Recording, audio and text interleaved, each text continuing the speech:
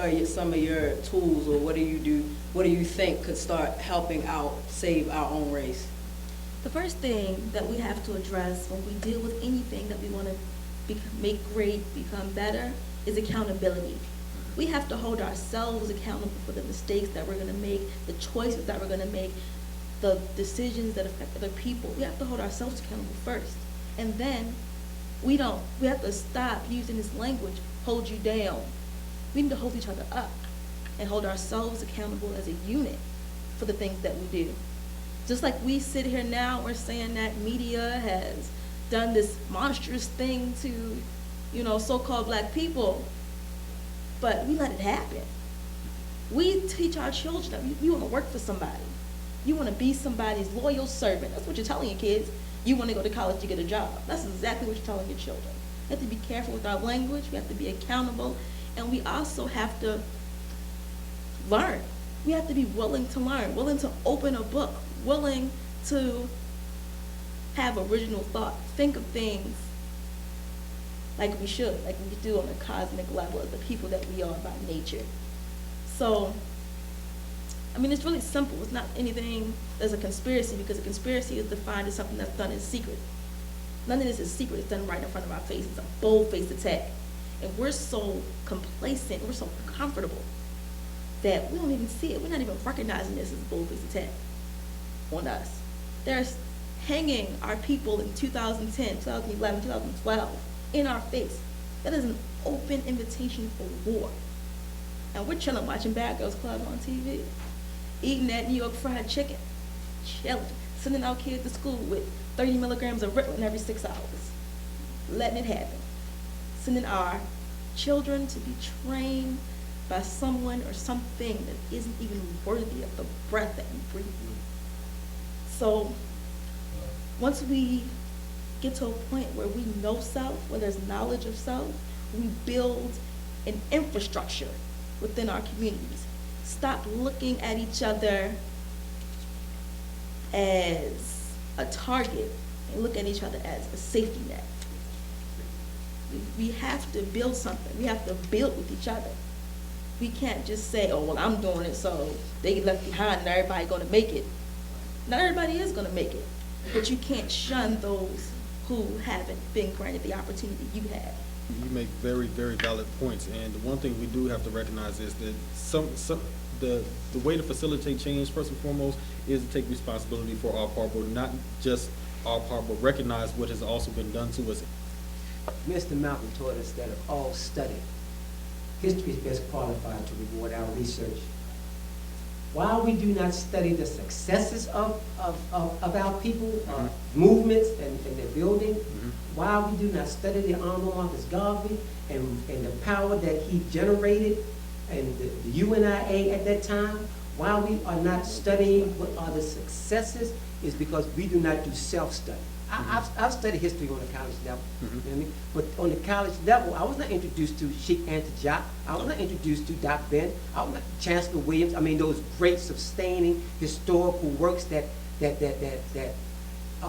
even today is saving some of our people. The Honorable Marcus Garvey's movement is the largest black movement in the history of the United States.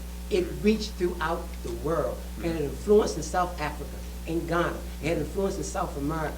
What they were doing was building for the unification of the race. I see nothing wrong with that. I just see us not understanding the war that we're in. We don't understand the war. That is why we do not respond in a manner that becomes life-sustaining and life-saving. Absolutely, and we have to be willing to look at not just Marcus Garvey, and Sheikh Anta Diop, but we have to look at Kobe Cambone.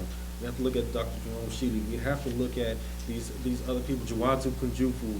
We have to look at W.E.B. Du Bois and Booker T. Washington, because they all bring some level of expertise and some level of value to our collective experience as well as our collective body of knowledge. And we have those tools.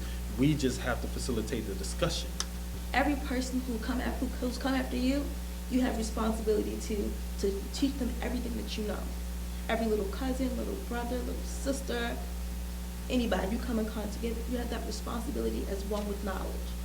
It's just as much a crime to withhold information as it is to not know. It's the same thing. To short circuit that communication that education is the dialogue, discussion. So, like you're saying, I mean, you have people like Dr. Noble Jurali, you know what I mean? The entire, Moorish American, everything, you know what I mean? And it goes all the way back to Kush, I mean, you're showing you that you're descendants of the ancient Moabites, but you have to know the importance of all of that. So I just think that, self-worth is really what needs to be focused on.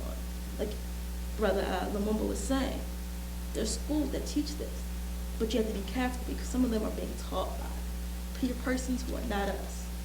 So it's just all a matter of discernment, accountability, and personal call to emergency or call to action. Build the Brother Lumumba, movement. close it up for us. Build the movement. I am figuratively and literally a child of the 60s.